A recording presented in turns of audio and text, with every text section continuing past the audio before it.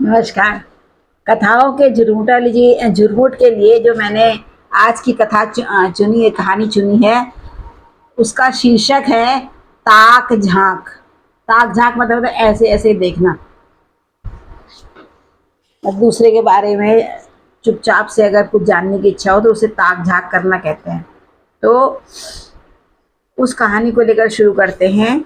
इसमें एक विनायक जी हैं मुख्य रूप से, और वो क्या क्या है उनके विषय में चलिए कथा में से के माध्यम से जानते हैं।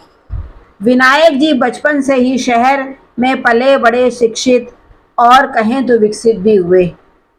कई साल पहले उनके पितामह जयपुर की धरती पर कुछ शहरों की खाक छानते हुए पहुंच गए थे। बहुत से प्रवासी हैं राजस्थान में और विदेशों में भी, उत्तर प्रदेश में बहुत जगह हैं। उत्तर प्रदेश तो खैर उत्तराखंड का हिस्सा ही था।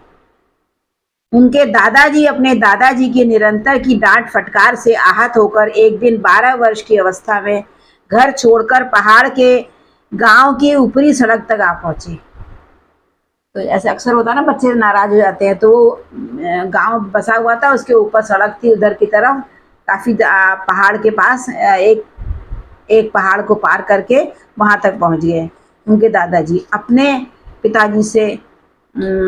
दादाजी से करके, यानी कि दादाजी गए, यानी कि एक दो तीन चौथी पीढ़ी चल रही है। तो ये पांचवी पीढ़ी का है, चौथी पीढ़ी के।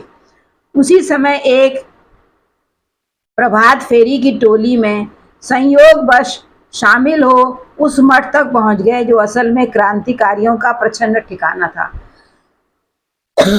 उसमें एक टोली जा रही थी, उसमें शामिल हो गए। उसमें भोजन, रहने और मंत्रणा के कक्ष भी थे। वैसे किसी प्रकार के हथियार या मारक तत्व तो वहां नहीं थे। सुबह शाम भजन और दोपहर का भोजन, प्रातः काल के प्रसाद के अलावा और कुछ भी नहीं मिलता था। परंतु एक द्वार ऐसा भी था जिससे वह गांव से भागा हुआ बच्चा अनभिज्ञ था। दरअसल उस द्वार के भीतर कुछ और कक्ष भी थे। वहां कौन रहता था और क्यों रहता था, इसकी जानकारी कुछ ही लोगों को थी। उस भागे हुए बच्चे को तो बिना डांट फटकार का जीवन पहली बार मिला था। हमेशा डांट फटकार ही मिलती थी, जिसमें उसे भोजन, रहना, सोना सभी मिल ही रहा था। केवल सुबह सुबह उठना, नहाना आवश्यक था, जो निसंदेह कष्टकारक तो था, पर अपने घर की शक्ति के आगे यह कष्ट उस बच्चे को कम लग रहा था। फिर क्या हुआ, उसी की वय के कुछ और बच्चे भी वहां थे, उसको अपने साथी भी मिल गए, जिनको एक दाढ़ी वाले तिलकधारी गुरुजी पढ़ाते थे और पढ़ाई भी हो रही थी। लगभग 3 साल वह बालक, जिसका नाम विनय था, ने बहुत कुछ पढ़ा, सीखा। सबसे समायोजित करना, सही भाषा का ज्ञान उसे उस मठ में दिया गया। अब विनय एक स्वस्थ और कुछ कुछ पढ़ा लिखा, सभ्य, सुसंस्कृत किशोर के रूप में परिवर्तित हो रहा था। एक दिन रात्रि में उसने कुछ आवाजें सुनी।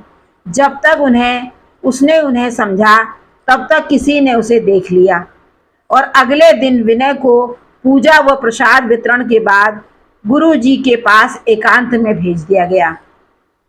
वहीं से उसे किसी अज्ञात स्थान पर भिजवाने का प्रबंध किया गया।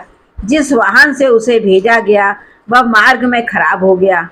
विनय, जिसे पहाड़ी मार्गों में बाल्यकाल से ही चलने का अभ्यास था, वह तुरंत आनंद फानंद वहां से भाग खड़ा हुआ और कोई भी उसे न पा सका। उसके बाद विनय ने एक चाय की दुकान, फिर किसी के घर सेवक के रूप में कुछ वर्ष बिताए। अब तक वह एक लंबा और सुंदर परिश्रमी युवक के रूप में परिवर्तित हो चुका था। उस घर के स्वामी को विनय पर विश्वास होने लगा था और कई बार धन के लेन देन में भी वह विनय को अपने साथ ले जाते। अचानक जब उस कारोबारी के सबसे ज्येष्ठ पुत्र की हैजे से मृत्यु हो गई, तो उसने रातों रात मृतक पुत्र की अंतिम क्रियाएं इस प्रकार गुपचुप तरीके से की कि किसी को कानो कान खबर न हुई, क्योंकि वह किसी के सामने यह उजागर नहीं करना चाहता था कि उसका वास्तविक जो पुत्र है वो मर चुका है। कोई अपने बेटे की मृत्यु को छिपाए, यह तो समझने वाली बात निसंदेह है।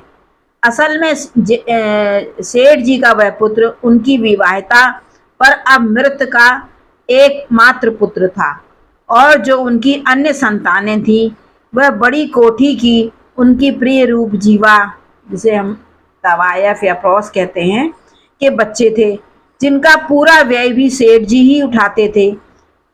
किसी प्रकार वह अपने कारोबार में उन बच्चों की भागीदारी उन्हें स्वीकार्य न थी। हालांकि उनके तवायफ से बच्चे थे, किंतु वो अपनी जो विधि पूर्वक विवाहिता स्त्री थी उसी के पुत्र को अपना उत्तराधिकारी समझते थे। इसीलिए जब उसकी अचानक हैजे से मृत्यु हो गई तो उन्होंने उस मृत्यु को छिपा दिया। अपने सेवकों और अपने मृत पत्नी के पुत्र के साथ वह रहते थे। जब वह मर गया तो उन्होंने विनय की सारी स्थिति साफ करके बता दी, विनय को सब कुछ बता दिया और कहा कि आज से वह उनका बेटा राघव है। उनके विश्वास पात्र दो सेवक भी इस रहस्य को जानते थे। विनय को राघव बनाने की योजना दरअसल उन्हीं की थी। वह बड़ी कोठी वालों का हस्तक्षेप उस घर में नहीं चाहते थे, मतलब तवायफ के बच्चों का। उन्हें यह असह्य था कि कोठी वालों की ताबेदारी वह करें। इस प्रकार विनय नाम का युवक, जो सेठ जी के बेटे की वय का था, वय माने अवस्था, अब राघव बन गया। यह सब योजना इसलिए भी इसी सही ढंग से फलीभूत हो गई क्योंकि दोनों सेवक स्वयं निसंतान थे। सेठ जी ही उनके परिवार थे। इस प्रकार एक भागा हुआ बालक जयपुर के उस समय के सेठ का एकमात्र उत्तराधिकारी बन गया। देखिए विधि कहाँ कहाँ, कर्म कहाँ, फल कहाँ कहाँ किसको ले जाते हैं, नियति जिसे कह सकते हैं। सेठ जी ने घर पर ही उनकी शिक्षा की व्यवस्था की। वह पुराना समय था, अंग्रेजों की दास्ता में भारतीय अपना अस्तित्व बचाने के प्रयास में येन केन प्रकारेण जी रहे थे। सबसे अनोखी बात यह थी कि जिस पुत्र की मृत्यु हुई थी उसका बाल विवाह हो चुका था। अब पर अभी वधु प्रवेश यानी कि गौना नहीं हुआ था। कुछ समय पहले जब लड़की के पिता ने गौना करवाने की बात की तो उसी समय सेठ जी की पत्नी चल बसी। फिर व्यापार की उथल पथल के बीच बात आई गई हो गई। अब यह अनहोनी हो गई और एक दिन जब राघव के विवाह और उसकी पत्नी के आगमन की बात विनय ने सुनी तो वह हक्का पक्का रह गया। तब सेठ जी ने कहा कि विवाह की सारी रस्में वह अपने घर में पुनः भी करवा सकते हैं। कह देंगे कि तब बच्चे नादान नासमझ थे। तभी उनके एक सेवक भानु ने उन्हें सलाह दी कि कह दीजिए कि राघव के दो विवाह योग के दोष को नष्ट करने के लिए पुनः विवाह हवेली प्रवेश के बाद होगा। सब निश्चित समय पर पूर्व योजना अनुसार सारी विधियां पूर्ण हुई और राघव तथा वैदेही पति पत्नी बन सेठ जी की हवेली में की शोभा बन गए। राघव वही था जो पहले विनय था। इससे पूर्व जन्म के कर्मफल कहे या संयोग, किसी को कानो कान खबर भी न हुई और विनय उर्फ राघव का राजयोग शुरू हो गया। अब आगे क्या होगा अगले अंक में बताऊंगी। बताइएगा कैसी लग रही कहानी। नमस्कार।